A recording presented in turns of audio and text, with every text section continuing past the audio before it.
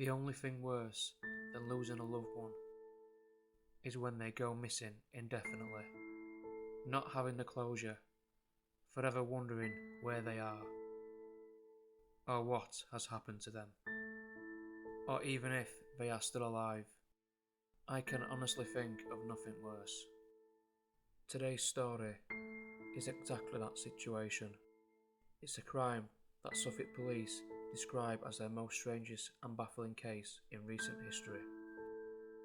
But before the story starts, if you are a lover of true crime and mysteries, then please consider subscribing and giving the video a thumbs up. Thank you.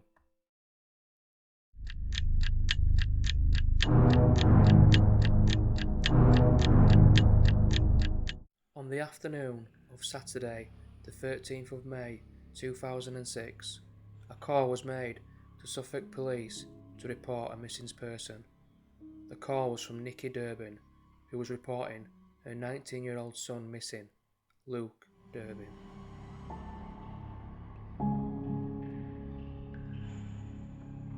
The previous day, Luke had finished his shift in the local greengrocery where he worked. He then went home, packed a bag for the night, got on his motorbike and headed on the short journey to his friend's house. His friend was named Alex, and this is where Luke would be stopping the night. The plan was to enjoy a night around the local town with his two mates, Alex and Zach.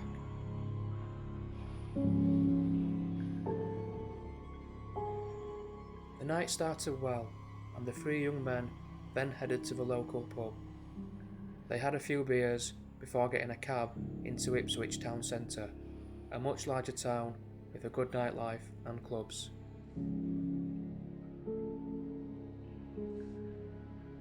When they got into Ipswich town centre, they went to the popular Zest nightclub. Alex didn't last very long and got a cab back after having too much to drink, which left just Luke and Zach together. After spending a few hours in the Zest nightclub, Luke and Zach lose each other. Although there is no CCTV footage, Luke is next seen at Ipswich train station around 2 to 3 am, just a 5-minute walk away from the nightclub. After being told there wasn't any trains running that late, he then heads towards Hawk Express cabs, where he is spotted on CCTV. When Luke goes to book a cab, he realises he doesn't have any money left. His wallet is at Alex's house, so the receptionist suggests he calls his mum for her bank card details, but he refuses, not wanting to wake her. It is also worth noting that Luke was reported by eyewitnesses not to be that drunk and just a little tipsy. The last confirmed sighting of Luke was on CCTV walking across Dog's Head Street in the direction of the bus station at 4 am.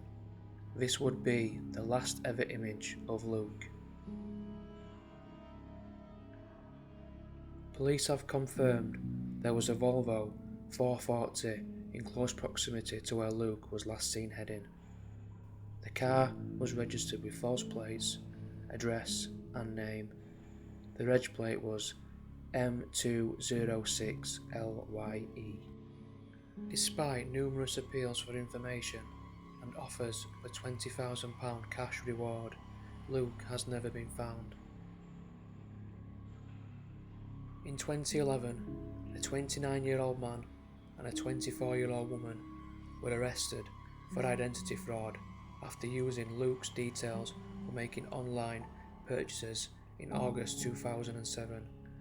The pair were questioned but eventually released. 1 year later, in 2012, and a whole 6 years after Luke went missing, a 40-year-old man was arrested on suspicion of murder, with a 25-year-old man also arrested on suspicion of being concerned. Both were eventually released after questioning, and a search of their homes turned up no evidence. Luke's mum has been very openly critical of the police investigation. She said the police failed her son in the early stages of the investigation. They let my son down so badly, and I believe it was because he was a 19-year-old boy. They let my son down and they let my family down. Nikki said there was multiple problems with the initial investigation, including the fact it took 3 separate visits from 5 policemen to fully search Luke's bedroom, the last visit to which saw them discover small bags of cannabis. I know there were things that were missed in those early years, and I think that meant we missed out on crucial information. I kept on them to chase things up. I told them that Luke might have got in a car or something, and a car was seen in the area 10 minutes after Luke was last seen. But I think they thought I was a crazy mum, and that I'd go away. The major investigation team uncovered details of Luke's involvement with drugs and also recovered 26 new CCTV images that had not been found during the earlier investigation.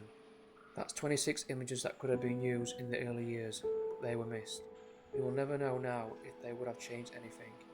I'm furious that the first team missed it. I just think that is my son, my beautiful son, and they messed up that investigation.